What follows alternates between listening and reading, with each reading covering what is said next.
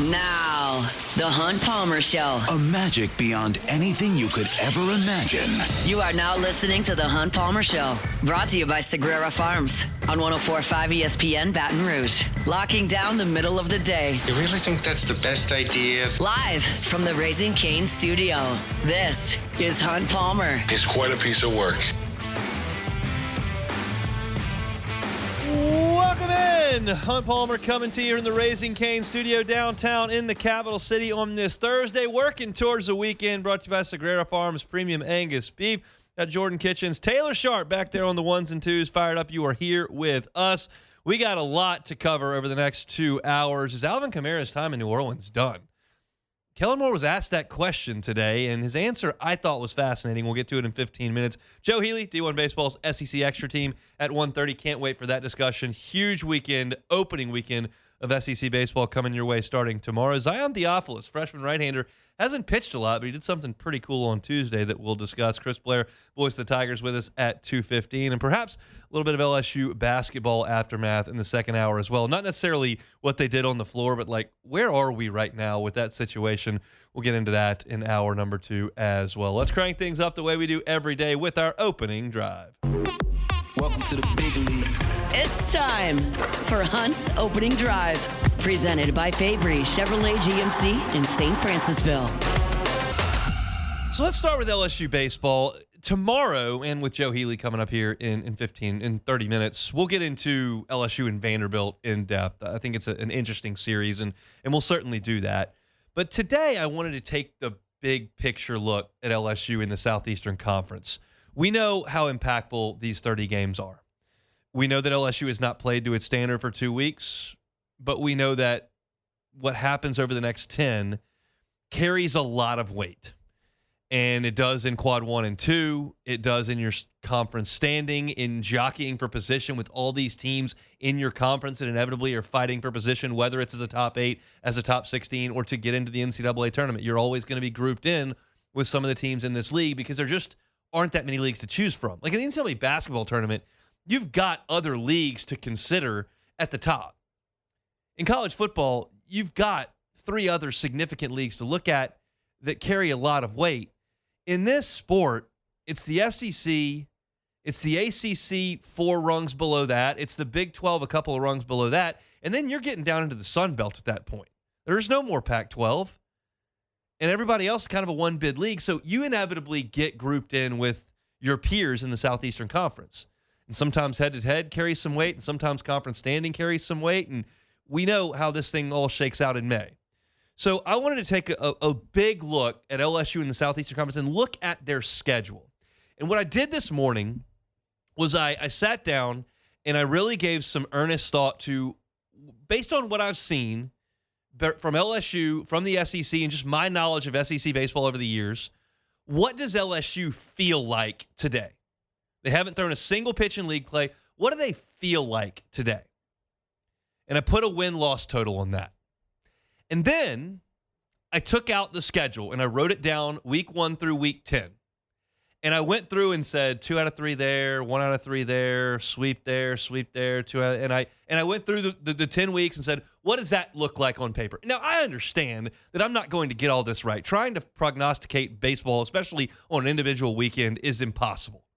But I just wanted to see how that shook out. And I was a little bit surprised. Because a lot of times when you do a prediction, you go through it like I did at the second part, and you go through and you say what you think it is, and a number spits out, and it goes, okay, that's what I think they're going to do. And in this case, I just gave a number to start with, and then I went through the schedule, and the numbers actually matched up, which was a little bit surprising that it came out to a number. And so I'll go through it briefly with you here, and ultimately, this is not about what Hunt thinks they're going to be, because that doesn't matter. I know that. But I do think that I can take something from the way the schedule sets up to understand what the sense of urgency's got to be week in and week out. So LSU starts at Vanderbilt. I think LSU's going to win this series. I picked them 2 out of 3. And then you come home for back-to-back weekends against Oklahoma and Kentucky, where I also picked LSU to win 2 out of 3. Then you go on the road to Tennessee and on the road to Ole Miss in consecutive weeks, and I picked LSU to lose both of those series and to win one game. A&M comes to Baton Rouge. I picked LSU to win 2 out of 3. Then LSU goes to Mississippi State.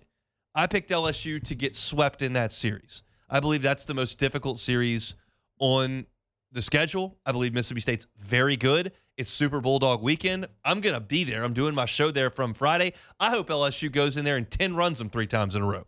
But I picked LSU to get swept in that series. And then you finish with the home weekend against South Carolina. I picked LSU to sweep that series. You go to Georgia. I picked LSU to lose that series 2 out of 3. And then you come back home in the season finale for Florida, and I picked LSU to win that series. I know that was a lot. It was fast and furious. But ultimately, that comes out to 16-14. And when I sat down this morning and said, what does LSU feel like today? I said they feel like a 16-14 team. They feel like a good team. They feel like a team with some flaws. They feel like a team that's going to take their lumps. I don't expect them to win 8 of 10 weekends like they did in 23. It feels like you're going to take your lumps with this team, but I do think that it's a good team. And I think if you go 16-14, you're very, very much in the hosting discussion when this thing settles. Don't lose the rest of your midweek games. Don't play like you have in the midweek for the last 2 weeks. But that's about where I think LSU is right now. It's not to say they won't get a lot better. Jay Johnson's team got a lot better 2 years ago than they were in the beginning of SEC play. But it's just what it feels like to me. And what that ultimately, that exercise netted me was an understanding of how this schedule lays out. I actually went as far, and I'm not going to give you the numbers on this because it won't play on radio. You're driving around. You can't look at my sheet of paper and understand where I'm coming from. But I actually went through LSU's schedule and ranked the 10 weekends from what I thought was the hardest weekend to the easiest. The hardest, I think, is at Mississippi State. The easiest is a home weekend against South Carolina. I think the road trips to Georgia and Ole Miss are 2 and 3. And I think the only home weekend that I have in the 5 most difficult is Texas A&M because I think A&M is pretty good. But what it netted me was that it's very important for LSU to get off to a good start through the first 3 weeks. Your first 3 weeks are at a Vanderbilt team that is 1, struggling, 2, strikes out a lot against you, who strike out the most batters in the SEC, and 3, has its most talented pitcher likely on the shelf this weekend. It's very important to get off to a good start at Vanderbilt. Then you come home and play Oklahoma and Kentucky. And while Oklahoma and Kentucky are off to very good starts through 4 weeks, we know they're generally not the most talented teams in the Southeastern Conference. They've played well, but I find them to be beatable at the box. You need to get off to a good start at Vanderbilt, home Oklahoma, home Kentucky, because here's what's coming after the first 3 weeks. At Tennessee. Now, they haven't played great, but it's a hornet's nest at times. They generally play to that ballpark. Now, they haven't hit a lot. It's a hard place to go play. Then you're at Ole Miss. They hit a ton of homers. You're on the road. I like their weekend rotation from what I've seen. Like, that's a tough place to go play and win. It's back-to-back road weekends. You come home to play A&M, who has played very, very well. They've got 1, maybe 2 losses on the season. They got beat by UCLA, and that might be it. But they're good. And then you're at Mississippi State, which I think is the toughest series that you've got on the schedule. It's 3 out of 4 on the road, at Tennessee, at Ole Miss, and then at Mississippi State with 1 weekend at home, Texas A&M in the middle of it. That is the 4-week nightmare. That is a month of just keep your head above water. We know 2 years ago, LSU could not keep its head above water with that beginning 4 weeks, 5 weeks of the season. They had Mississippi State on the road, came home for Vanderbilt, had Florida at home, went to Arkansas, went to Tennessee. It was really, they couldn't keep their head above water. And they started 3-12. That's the month. At Tennessee, at Ole Miss, home A&M, and then at Mississippi State. LSU's got to keep its head above water because the finish, the last 3 weeks, is very manageable. South Carolina stinks. They're coming to the box, okay? That's on the back end of that nightmare month. You got to go to Georgia, and they're tough. And they hit homers there, and it'll be warm, and the ball will be flying. You're going to have to keep up. But you got to play somebody, and then you come home to finish with Florida, who's not playing very well. So you've got 2 out of your last 3 at home. South Carolina and Florida beatable. You got to go to Georgia. So you've got 3 at the beginning and 3 at the end. I think you can handle, and you need to make hay there because the middle is going to be brutal. And so what does that ultimately mean? It means that the next 3 games are vitally important, as you might know, because here's the scenario that's a nightmare. This is the nightmare. If you go to Vanderbilt and get beat, and then you go 3-3 against Oklahoma and Kentucky, meaning you drop a series, that means at that point you'd be 4 through 12 games, through 9 games, you'd be 4-5. If you lose 2 of the first 3 series, you'd be 4-5. And then you got that nightmare month coming. And if you get swept once and lose a couple more, all of a sudden the math starts to stack up. Now, it's individual baseball games, and I am well aware that I'm getting out over my skis here trying to prognosticate individual games. It's not the point. I'm not so vain to suggest I can give you 30 win and loss results.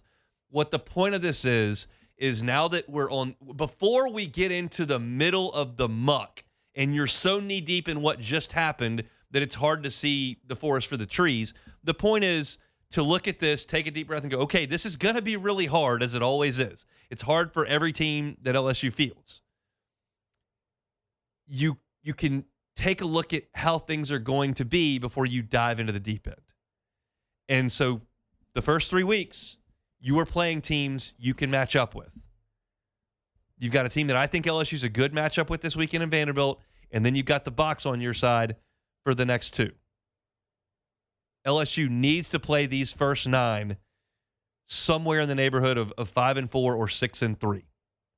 If you play them at 6-3, you're in really good shape. Really good shape. Then you can try to keep your head above water in those 4 weeks that are going to be a nightmare. And when you finally come up from that, here comes South Carolina, here comes Florida, and by that point, hopefully you're playing really well, and you can go to Georgia and get things done. We don't know everything there is to know about some of these SEC teams. I don't know much about Georgia because they hadn't played anybody with a pulse yet. And inevitably injuries happen, and teams don't play the way you thought. Last year, who would have thought Florida would have come out of the gates? I think they were something like 1-11 or something like that, and then turned it on and made the tournament. Who would have thought LSU would have started 3-12 in its 2024 season? Like, you never really know, but you get a handle on things. And I've watched a lot of SEC baseball. Those first 3 weeks, LSU's got to go get it, and it starts tomorrow in Nashville with Vanderbilt. We'll talk to Joe Healy about it coming up in 15 minutes. We'll talk to Chris Blair in an hour. He's been in Nashville all week. Started their SEC basketball tournament, and then just got to go down the road to Vanderbilt, where he'll start calling the baseball games coming up tomorrow. So a lot of work in Nashville for Chris Blair, and we'll talk to him about it in 1 hour. That's our opening drive. We'll crank things up with some Saints talk. Kellen Moore was asked about Alvin Kamara today. I'll tell you what he said next. The Hunt Palmer Show. Boudreaux's Electrical Services. Boudreaux's Electrical Services. Get the Boudreaux's Boost. Well, what's the Boudreaux's Boost, Hunt? Well, that's in the event that you have purchased a Generac home standby generator for your home, and you did not purchase it from Boudreaux's Electrical. That's okay, but you probably got it from one of the big box stores, and you probably haven't heard from them since. And if that's the case, and you want someone who's there to do some maintenance on your generator, who's there to monitor your generator, who's there to give you the customer service that a company that's been in South Louisiana for 40 years and is family-owned and operated can give, then you get the Boudreaux's Boost. You give them a call at 985-397-1562. It's 985-397-1562, or at the Gonzales location in the 225 area code at 300-9389. You give them a call. Say, hey, I've got this generator, bought it from X box store. Can y'all take this thing over and help me out with maintenance, with repairs if they need to happen, with monitoring, so that I know that I've got the peace of mind that when my power goes out, that my generator is going to spring into action? And folks at Boudreaux's Electrical will say, sure, we're happy to help you with that. That's what they can do. It's the customer service that sets Boudreaux's Electrical apart. Trust Neil and Melissa and their family-owned and operated organization here in South Louisiana. They've been at it for 40 years. They can help you out with that Boudreaux's Boost. Give them a call. Check them out online at boudreauxelectrical.com. You're listening to The Hunt Palmer Show, brought to you by Sagrera Farms.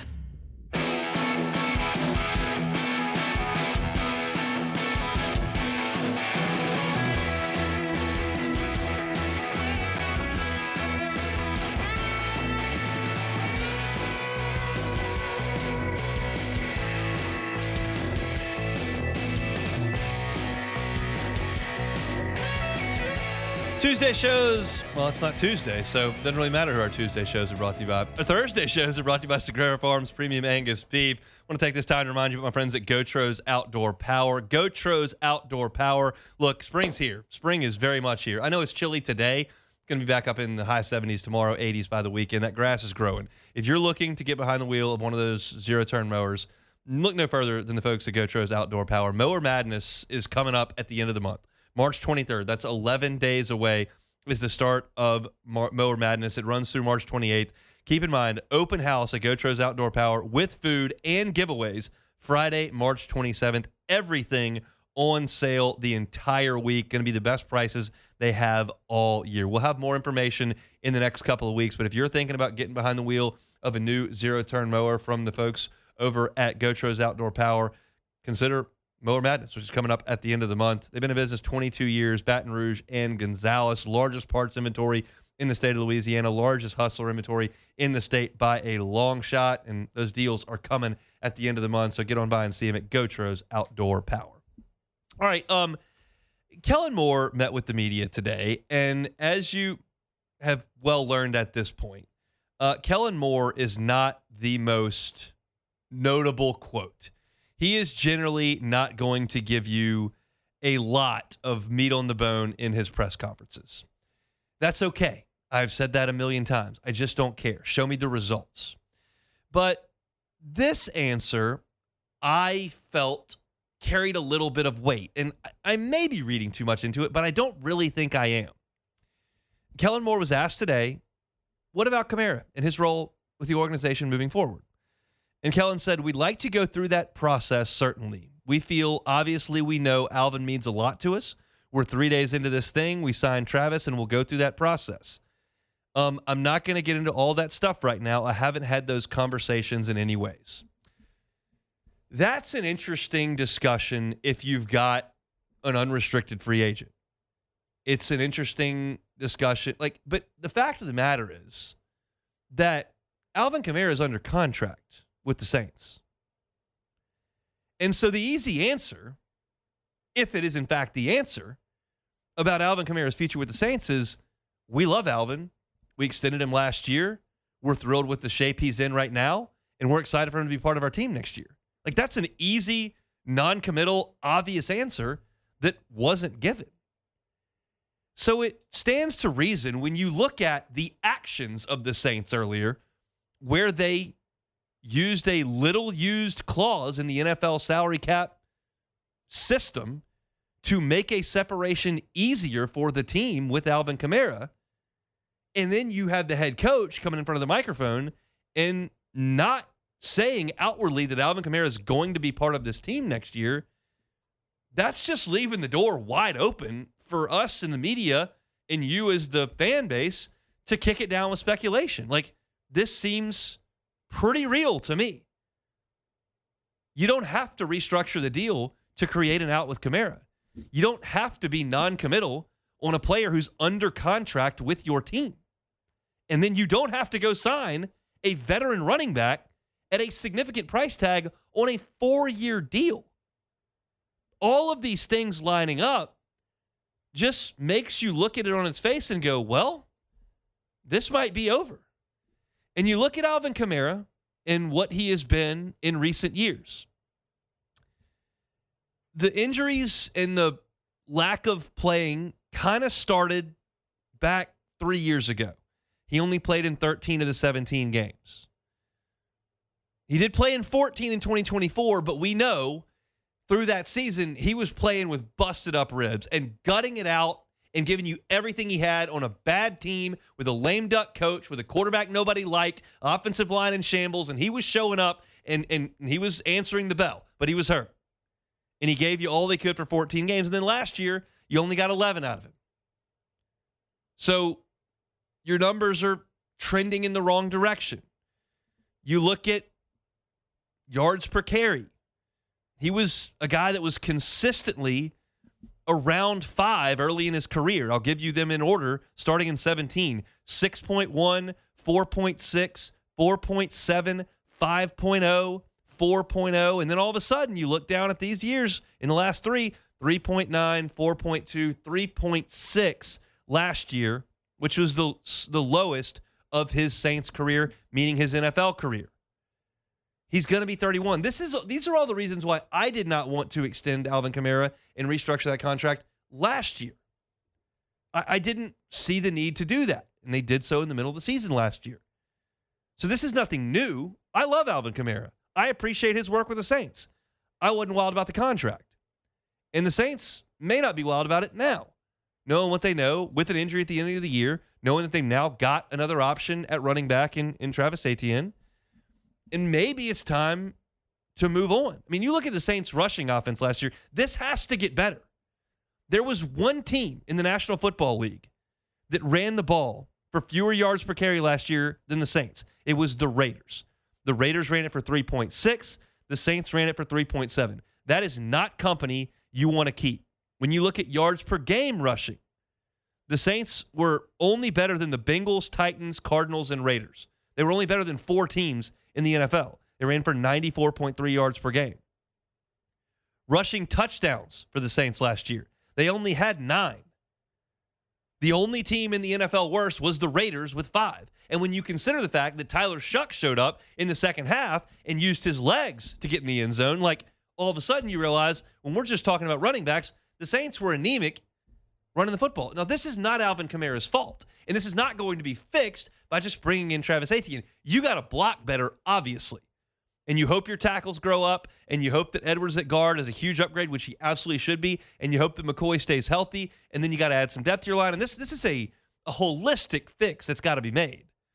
But it sounds like they're really, really, really targeting this running game in the offseason. That's why they go and get Edwards, and they go and get Etienne. And then you look at the fact that they may be phasing this running back out in Alvin Kamara. It makes a lot of sense. This is not a done deal. There are things that have to be done. And, oh, by the way, we still have this quote hanging out there from October. I went and looked it up. And he said, I don't want to go anywhere. This is Kamara. If Mickey comes down and says I'm traded, I'm going to go drink a pina colada somewhere. That's an October quote. It's not that far in the rearview mirror. It's 7 months.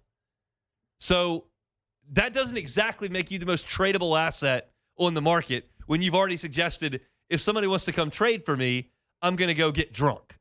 Like that doesn't make you a very desirable asset.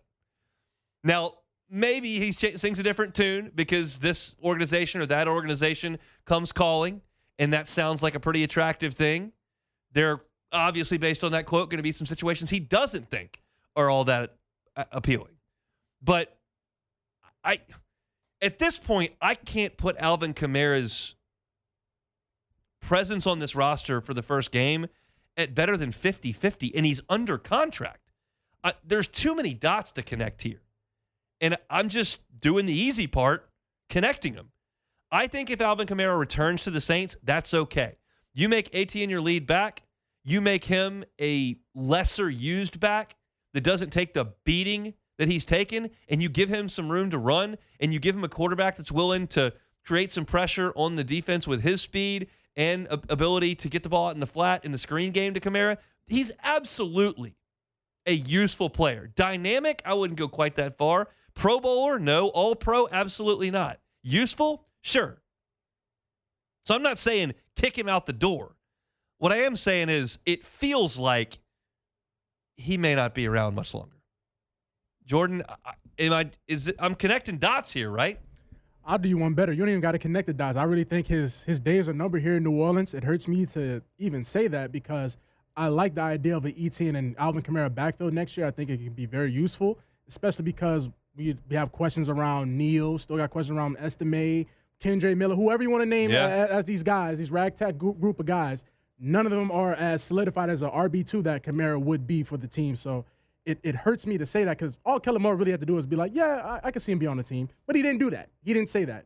So that right there, lets the red flag, my antennas go up right there because he easily could have been like, yeah, we see him on the team next year. Like, next question. But no, he went and gave reason why, we're trying to do what's best for the team. So we got to have that conversation. Was under contract. Literally. What is the discussion? That's weird, though, because he could have just been like, yeah, he'll be here. So it hurts me to be here, but it's not like we're losing 2018 Alvin Kamara, 2019 Alvin Kamara. So I get it. Running back shelf life is short, and you just signed ETN, who's a horse. So you got your horse. I would like them to be the backup. Go back to that Mark Ingram, Alvin Kamara type of 1-2 punch. You could have had that. So we'll see. We know we ain't drafted a running back, so it's a lot of questions. Taylor, Alvin Kamara on the Saints first game, yes or no? No chance. Absolutely No not. chance. No chance. At this point, no. Yeah. All right. Well, it is decided at that point, I guess. You just have to ask the Hunt Palmer Show. We got it all figured out for you, Mickey. We come back. Joe Healy talking SEC baseball next. The Hunt Palmer Show. One Bath and Closets. OneBathAndClosets.com is the website. David Vaughn and his team, 30 years redesigning and remodeling bathrooms and closets. Doesn't have to be a huge job. David Vaughn and his team are happy to do a huge job if that's what you've got to do. They just renovated Ryan Haldane's entire master bathroom. They're happy to do it, and they did a great job. You can listen to Brian talk about it on Talk 107.3. But maybe it's something really simple. You've got a bathtub you don't use. You don't have two Rugrats like we do in the Palmer house that are in the bathtub splashing everywhere at 6:15 every night. You don't even use the bathtub. You're taking showers in a dingy old bathtub. Get it out. Get that bathtub out. That's a lot of space that you now have unoccupied. You can put in that gorgeous glass walk-in shower and totally transform your bathroom. If you've been looking for something to do on a home improvement perspective and don't want to do something massive that can be invasive and time-consuming, tub-to-shower conversion can be done in 3 to 5 days. David Vaughn and his team are happy to come in and do it. If you're thinking about financing that, they've got financing options available. Look at 0% 18 months. That's the same as cash. Start that conversation with David. Have that consultation with him, and he'll tell you what they can do and what it'll look like for you. It's One Bath and Closets. Find them online at onebathandclosets.com. You're listening to The Hunt Palmer Show, brought to you by Sagrera Farms.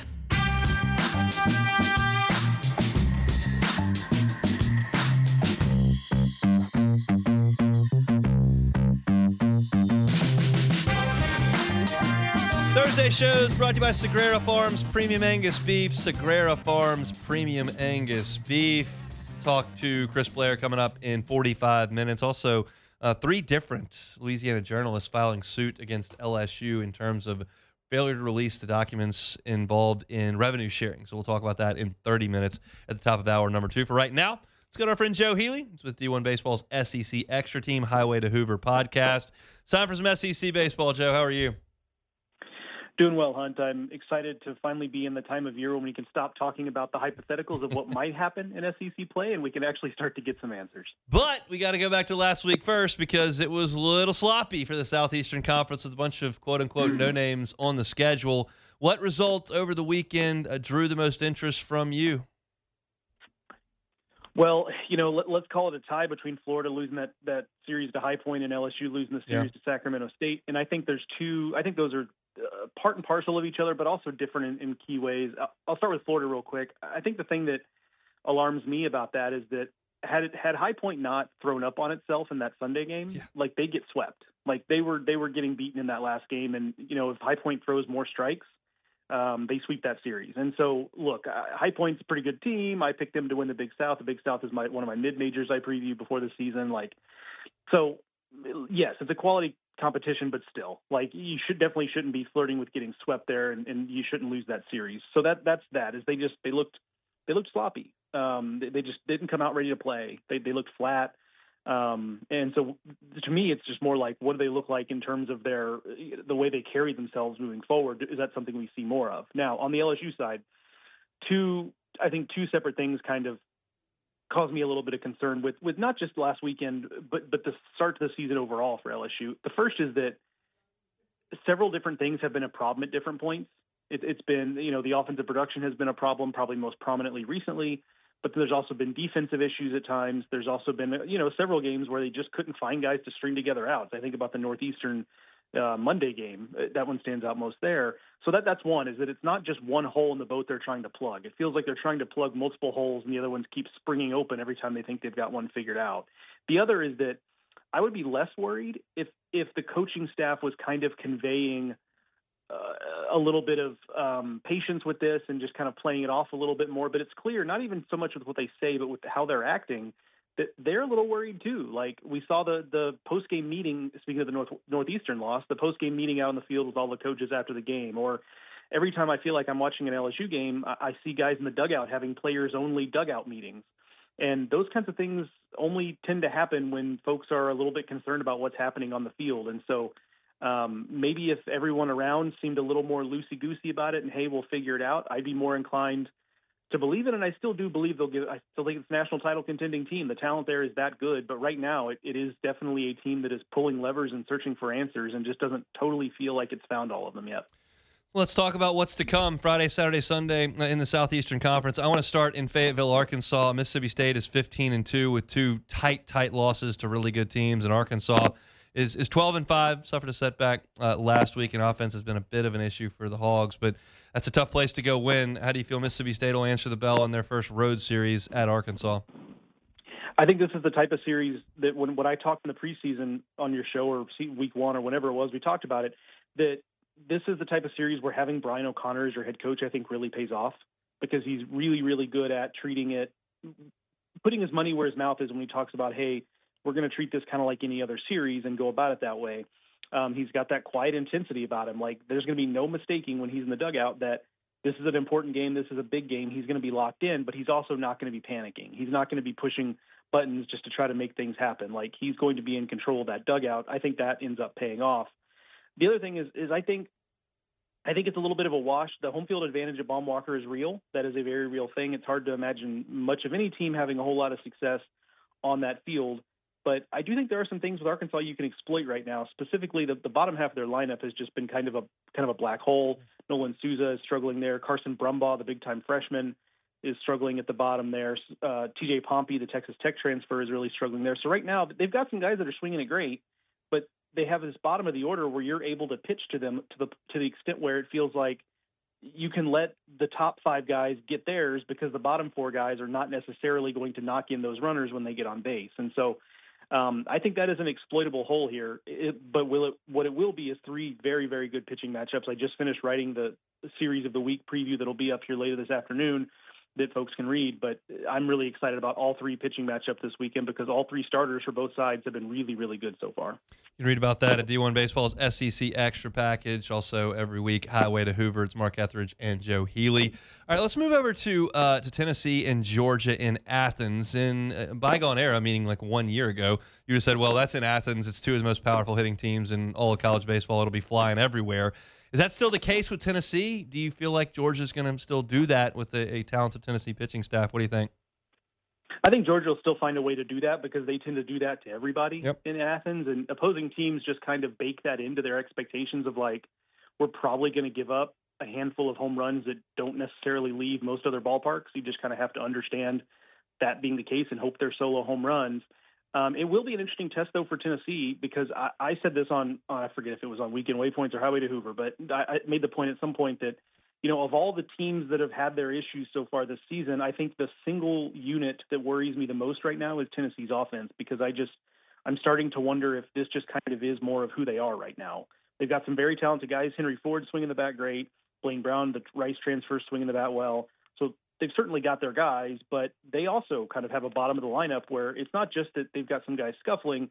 There also feels like they still haven't figured out who their nine are out there. And so this weekend, I think, will be a good test just from the standpoint of, look, if, you know, maybe this is kind of what they need is to have a series where they go to a place that's really offensive. Not that Lindsey Nelson isn't, but you know what I mean? Like go to a place that's really offensive, you know, hit a couple balls out of the ballpark, you know, that gives you a little shot of confidence. You start swinging the bat better. Maybe that all kind of plays into it. But then the other side of the coin is if it doesn't go well this weekend offensively, then I do think that becomes a little more of a red flag because that is the type of place. And Georgia's high-velocity pitching staff is the type of pitching staff against which you can have some success hitting the long ball. If they can't get it done this weekend, I do start to wonder even more if we should just start downgrading our expectations for their offense. Look, LSU fans saw Wes Johnson here and saw some of the work he did with LSU's staff and kind of associate him with great pitching, and they haven't necessarily gotten that. Volchko was one of the biggest names in the portal. He's starting for him on Fridays. Like, how do you feel about Georgia's staff with Wes Johnson there who hadn't quite figured that out through a couple of years? Yeah, it feels like it's a little bit of a toss-up. Like they bring in some of these transfers, and it feels like everybody ends up throwing harder, but then the results are kind of a 50-50 proposition where it feels like about half of them end up being a lot better. They've got a guy, Dylan Vignew from Michigan, who I think is a lot better than what we saw from him in Michigan. But then you've got some that either stagnate or just for whatever reason it doesn't work out. It does feel like it's a little bit of a coin flip on that front. And Volchko, I think, is will be a good litmus test there because he's not the pitcher you probably think he is. It's a fastball that touches 100 miles an hour, but he's a little bit like Nate Snead for Tennessee, where it's never really generated a lot of whiff. It has a little sink to it, so it does generate a lot of soft contact, and that's kind of what they're looking for there. But as you know, like in Athens, that's kind of a tough fit because you're, again, going back to the point we previously made, if you're a pitcher who gives up a lot of contact, and Volchko does, and a lot of that contact is coming on 100-mile-an-hour fastballs, like you're going to give up some hard hit balls, you're going to give up some home runs, and it just feels like a little bit of a mismatch in terms of pitcher and ballpark. He's obviously a really talented guy. It wouldn't shock me if he figures something out and has a good year, but it's a guy who I think there were some maybe misaligned expectations for what kind of pitcher he could be here with Georgia, because he's just never been the big strikeout, ride a fastball up in the zone, get swings and misses on a breaking ball. Like that's never really been his bag. It's about throwing heavy bowling ball sinkers and trying to get weak contact, and he can do that, but I think you're going to give some up too while you're at it. Texas is 16-0. They'll welcome Ole Miss to Austin over the weekend. I kind of like this Rebels team. Do you feel like Texas loses its first game of the season this weekend? I think so. I like this Ole Miss team too, especially with Cade Townsend pitching as well as he has behind Hunter Elliott, because frankly, Hunter Elliott's just been kind of okay so far. The walk rate is not great, but Cade Townsend has really helped them put a full rotation together and mitigate the loss of all those veterans that were pitching behind Elliott last year. I also just like, from an Ole Miss standpoint, if you're talking about, hey, how do we just get a game this weekend? The power in their lineup is such that in any given weekend, they're probably going to have at least one game where they're just squaring the ball up and you can't keep them you can't keep them from hitting home runs. So I think that's the thing that ends up happening here at some point this weekend. But I will say my concern with them is that offense does stagnate a little bit when they're not hitting the ball out of the ballpark. It really hasn't bitten them that much so far this season, but there is a little bit of a tendency where, I go back, I still can't get out of my head them losing to Missouri State last postseason in a game where they hit a whole bunch of home runs, but it felt like every time there was a guy standing on second base, they couldn't bring him in. And that can kind of happen some. So I feel like that is gives and takes away in Ole Miss's case. Wrapping things up here, LSU is headed to Nashville. Vanderbilt's 11-7 on the season. What's LSU getting up to in Music City? They're going to see a lot of bullpen arms because I think that's part of the strength of Vanderbilt. I think Vanderbilt's going to throw the kitchen sink at them, especially if Austin Nye misses again this weekend. They're down to, Fennell and Nate Taylor, both really solid pitchers in the rotation, but neither of them is really a true ace, I wouldn't say.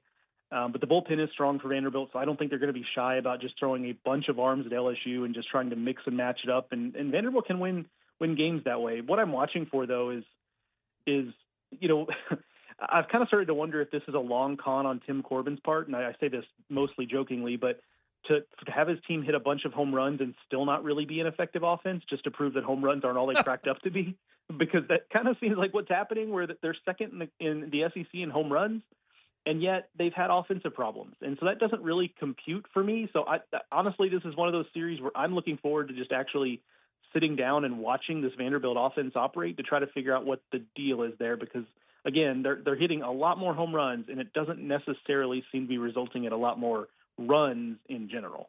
Every Friday, Saturday, Sunday, Weekend Waypoints on YouTube. Highway to Hoover podcast. He's here on Thursdays, part of the SEC Extra team over at D1 Baseball. He is Joe Healy. Enjoy the baseball, Joe. We'll talk next week.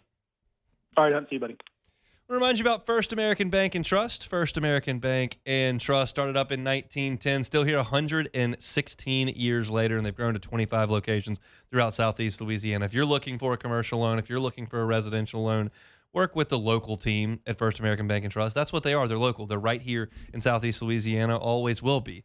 And every time you make a phone call, you're going to get someone in Southeast Louisiana, and the decisions that are made in Southeast Louisiana. It is truly a community bank, whether you're in St. John Parish, St. Lafourche Parish, Terrebonne Parish, over your Hammond, St. Tammany, Tangipahoa. And that doesn't mean if they're a community bank that they're small and they don't have the resources to help you out. They've got what the national banks have. They've got 25 locations. They've got assets. They can help you with your commercial loan or your residential loan. It's First American Bank and Trust. First American Bank and Trust. Interesting weekend in SEC baseball. I would love to see the results of that Ole Miss Texas series, because I'm high on Ole Miss's team with upside. I know that they don't hit the ball on the ground enough. I know that they don't move the baseball enough, but they hit a lot of home runs, and I think their pitching is pretty good. So I like this Ole Miss team. I'm curious to see what they can do in Austin against a great pitching staff in a tough ballpark to hit in. Hard to hit home runs in Austin, and maybe Ole Miss tries to do that and they come up empty and they lose all 3 games. But maybe they can break through there in Austin. And then, of course, Mississippi State and Arkansas is going to be classic.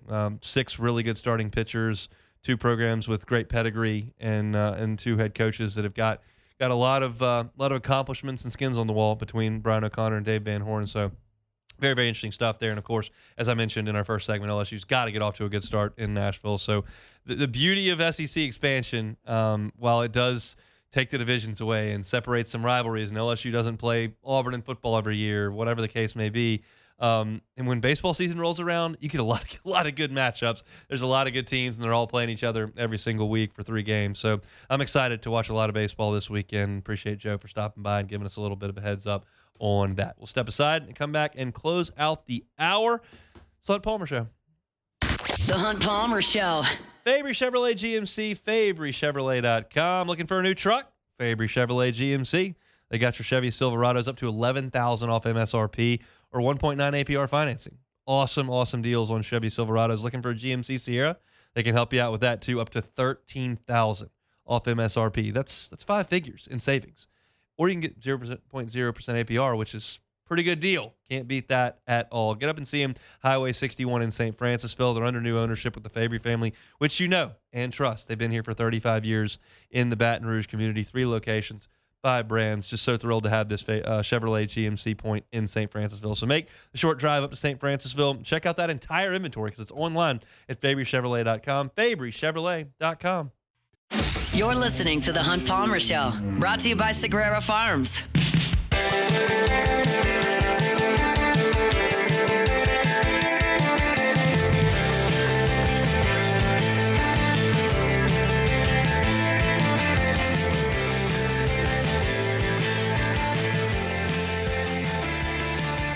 Thursday shows always brought to you by Sagrera Farms Premium Angus Beef. Sagrera Farms Premium Angus Beef. You've heard me talk about Sagrera Farms for over a year now on the show, so you get the drift. If you want to check it out, you're going to be able to call Sean. I'm going to give you his number at the end of this read, so get your phone out if you'd like to call Sean about Sagrera Farms. But it's just a different way to do your beef, and quite frankly, it's a better way. If you're not happy with the quality that you're getting when you buy your beef, if you're not happy with the steaks that you picked up from the local spot, or not happy with the ground beef that you cook with every week, you're not happy with the quality of it or the price, how about Sagrera Farms? You're guaranteed prime Angus beef. If you don't like it, you don't pay for it, first of all. But you're guaranteed prime Angus beef. And you fill your freezer up with the ribeyes, the fillets, with the skirt steaks, flank steaks, fill it up with the chuck roasts, and, of course, all the ground beef. So when you're ready to cook, you just go to the freezer and you know that you've got some of the highest quality beef in the country right here in your freezer, but it came from right up the road in Ethel at Sagrera Farms. Prices have been climbing. Quality has been going down. Supply and demand is not great in the beef world right now. But at Sagrera Farms, they're growing, and they've got stuff that's ready for you this spring to get on the grill during grilling season. So give Sean a call, 225-719-1723. 225-719-1723. Say, hey, I'd like to talk about half a cow. I'd like to talk about a quarter of a cow. I'd like to talk about a whole cow. I've got 6 people that want to go in on it. He's happy to help you out with the entire process at Sagrera Farms. They bring you our Thursday shows each and every week. Zion Theophilus is not a guy that's gotten a lot of run this year for LSU. He's actually only pitched 3 times. But he did something this week that I thought was pretty cool. Jake Brown talked about it in the press conference yesterday. Tuesday, when the team got to the ballpark, Zion Theophilus, who's a freshman pitcher who's not had a huge role in this team, had written a letter to every player on the team with some encouraging words, some things that the players do well, some things that the team likes about each player, and then finished every note with believe it.